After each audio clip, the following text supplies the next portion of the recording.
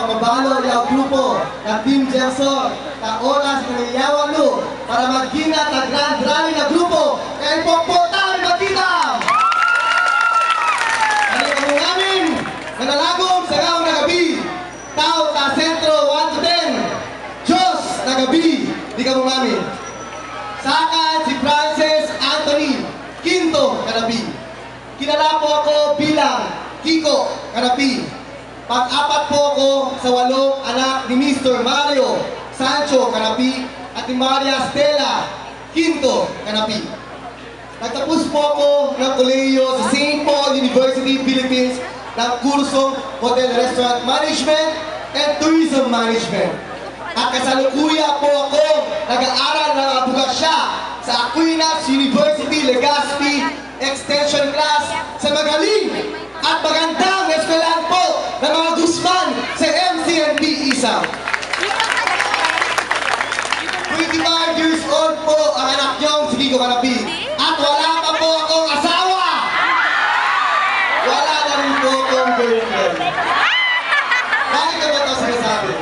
Dahil alam ko po maraming kabataan ngayon na nakikinig po sa akin. At sa murang edad po ng mga kabataan ngayon ay nagtatrabaho na po sila. Dito po sa ating syudad na Tuguegarao, sa Manila o kahit saan pa pong parte ng mundo. Meron din po ilang kabataan ay sa murang edad po nila ay nag-aasawa na po sila.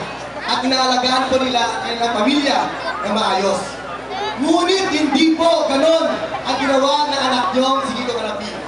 Dahil sa murang edad ko po, mas pinili ko pong pumasok sa politika.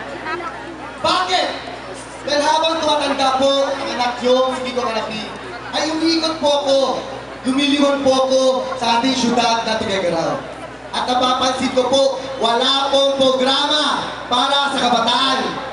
Kung meron man programa para sa kabataan, kulang po ang mga programa para sa kabataan. Bakit kaya? Hindi kaya dahil hindi po kami kasama dun sa tinatawag po na nakaupong administrasyon ng progreso. Dahil mas gusto po na nakaupong administrasyon ang mga programang proyekto. Dahil yun po ang nakikita ng dalawa po nating mga mata.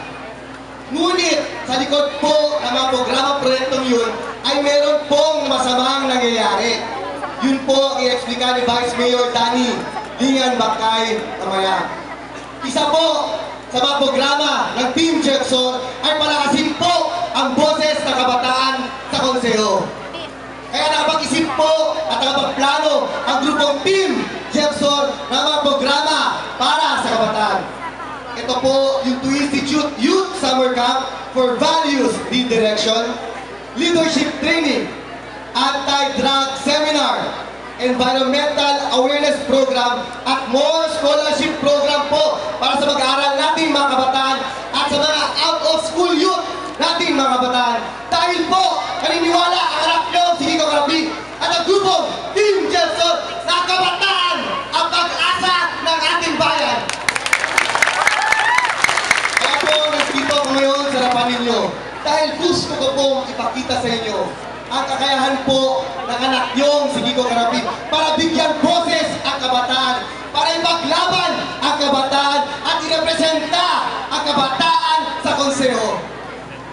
Meron po tayong mga literatong kabataan dito po sa ating syudad na Tuguegarao. Ito po yung tinatawag po nating mga SK. Itong mga SK po, ito po ay pwede po natin maging future leaders dito po sa ating syudad na Tuguegarao. Ngunit ano po ang nangyayari? Nakakasakit lang po ng loob bilang isang kabataan na ginagamit po na nakaupong administrasyon ang mga literatong kabataan sa maling paraan. Sinisira po na nakaupong administrasyon ang idealismo ng kabataan. Kinokorap po na nakaupong administrasyon ang prinsipyo at isip ng mga kabataan. Ano pa po ang ginagawa nila? Tinatakot po nila, hinaharas po nila ang mga kabataan na may gusto at lumalaban para sa pagbabago dito po sa ating syudad na Tuguegarao. Kumapila po ako sa mga kabataan na nakikinig po sa akin ngayon. Hindi po katumbas ng 100 piso o 1,000 piso ang idealismo at prinsipyo nating mga kabataan. Kaya humihingi po ako ng tulong sa inyo. Suportahan po natin ang mayor natin na si General Jefferson Patawi Soriano, Vice Mayor Danny Lian Bacay, at ang grupo Team Jefferson, dahil naniniwala po ako na itong grupo ang magbibigay ng kinabukasan sa ating mga kabataan. Kinayaman ko, wawagi, tao-tao kayo. Kaya ko lang iambing ang Tuigaraw sa isang ina. Pinanganak po tayo dito, lumaki po tayo dito sa ating syudad ng Tuigaraw. At nagtapos din po tayo dito din po sa syudad natin ng Tuigaraw.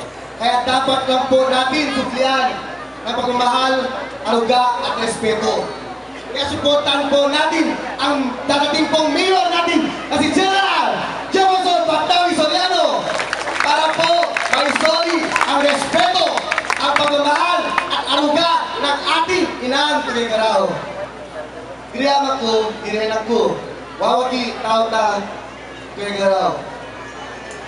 Gusto ko lang pong sabihin sa inyo na ito pong halalan 2013, ito po ang pinakamalaking hamon ng pagbabago dito po sa ating syudad na Tuigaraw.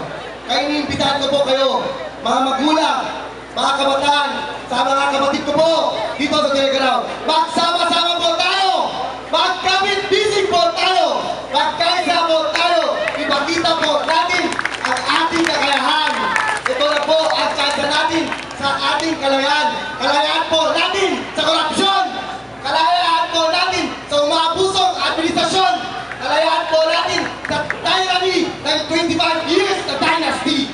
Kaya suportahan niyo po ang grupong Team Jefferson para sa ating kinabukasan at para po sa pagbabago dito po sa ating syudad.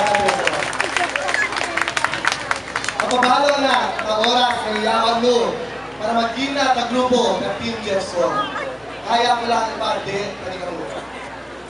Nasa palad niyo ang kapalaran, kabataan para sa kinabukasan.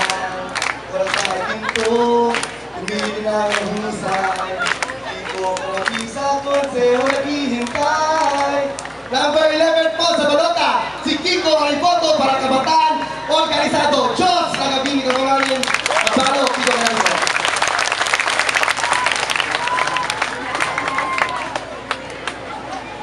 Maraming salamat. Palagpakan po natin